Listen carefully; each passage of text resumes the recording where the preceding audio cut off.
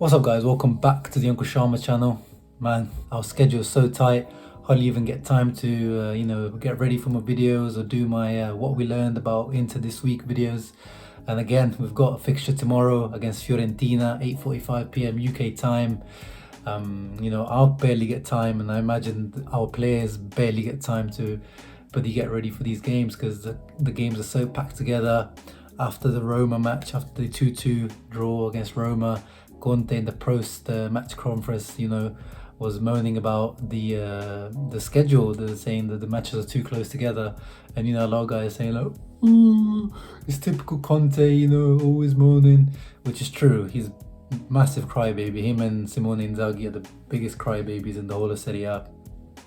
But this time he's actually got a point, and I can't lie. If you look at the fixture since we've come back from the COVID break, Inter are the teams with the less rest than the opponent. So we had 5 games where we've had less rest than the opponent.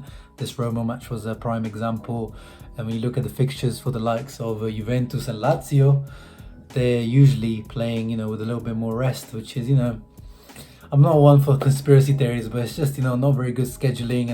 And Conte was saying that, was hinting that maybe Marotta and Antonello, the higher ups in the Inter board should have maybe said something or, fought back against this kind of scheduling, which is true. But, not to dwell too much on that. We've been getting on with it. Obviously, the injuries haven't helped, but somehow we're still up there. Atalanta have gone ahead of us again because they just played Bologna and they beat them 1-0. They're probably overall in the season, they deserve to be second, let's not lie. The amount of goals they're scoring and the way they're playing, they're beautiful, beautiful stuff.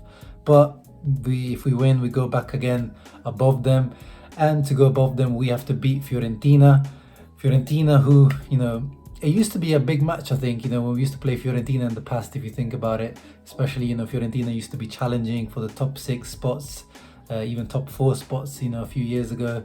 But nowadays, they've kind of become a mid-table, even like second half of the table team as they are right now. They find themselves 12th in the table. It's not a match I'm too worried about, but Fiorentina seem to be a little bit like Sassuolo. There seems to be a bit of a bogey feel about this to them sometimes. They seem to, bring out their best against Inter, or some weird odd decisions happen when we play Fiorentina. So you never know with this match. In terms of their form, they're pretty patchy this season, very inconsistent team. But after the COVID break, they've been a little bit improved. Overall, though, their offense is pretty shabby. They're around 14th, 15th in the table for goals scored, which is pretty poor.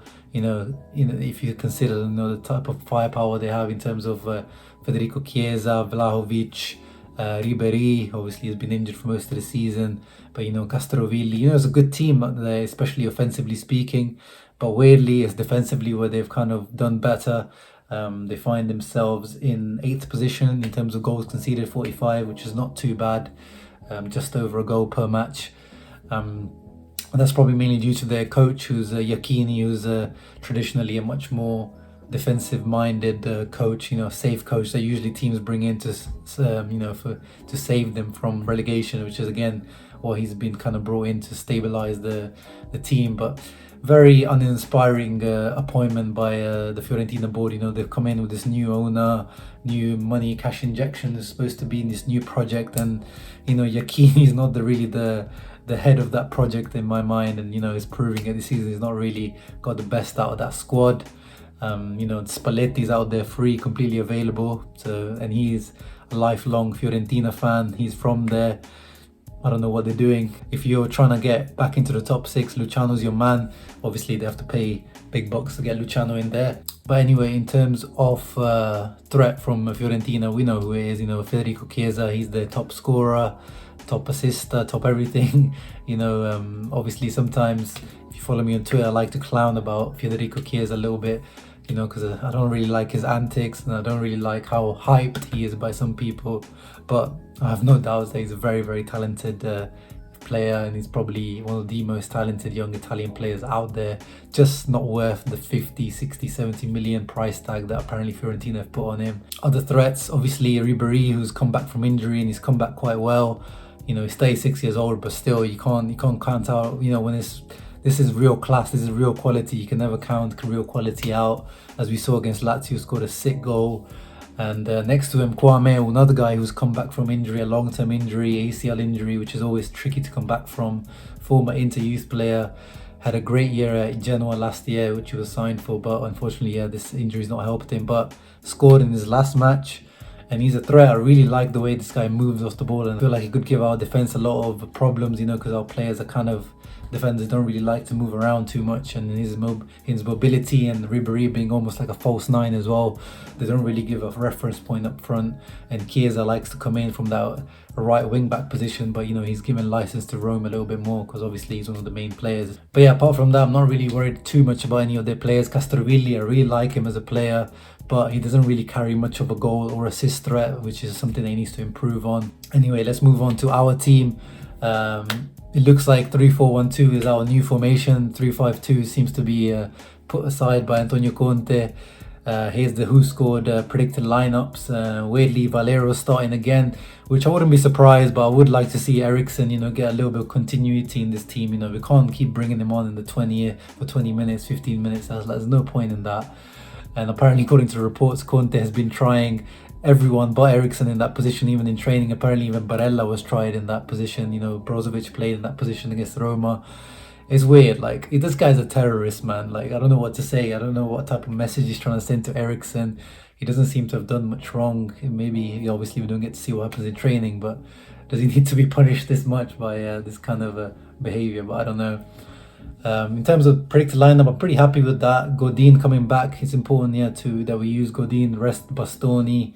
I would probably try to put D'Ambrosio in there instead of Godin on the left. I really don't like to see Godin out on the left. You know, he's not two-footed at all. In terms of the wing backs, I think Moses definitely deserves a start with Candreva. Candreva was pretty poor against Roma, and Moses changed the match against Roma, so he deserves to start, and he's come back from injury. Biraghi is touted to start here, but I reckon Ashley Young will probably retain his place because it seems like he's Antonio Conte's number one. Brozovic and Barella, they should be starting because, you know, they haven't really got much choice. Shout out to Vecino, who had his operation today on his knee. He's out for the season. Unfortunate, you know, as much as we, you know, like to make fun of him sometimes, I do appreciate his hard work and reliability when it comes to, you know, being there most of the time. But this season, unfortunately, due to injury, he hasn't been there, and we've had to put out Gagliardini, who also has improved recently. So, you know, good luck to Vecino. Hope to see him at his best soon. Up front, Lukaku should come back into the team after that injury. You know, he started on the bench against Rome. I think, you know, Conte not trying to risk him, rightly so. Scored that penalty, so hopefully he retains that place. I think Lautaro now deserves a bit of a rest, and Sanchez has to be in the team. He's our top assister with 7 assists, and he's just in the form of his last, you know, compared to the last 2 or 3 years, this is the best form he's ever been in, and it's been for like the last 2 or 3 weeks, so I want to see him start. But yeah, in terms of a scoreline, once again, I'm predicting a 2-1 victory for Inter. I think, you know, we're still not really playing great football, but I think we'll edge out Fiorentina, who are pretty poor this season.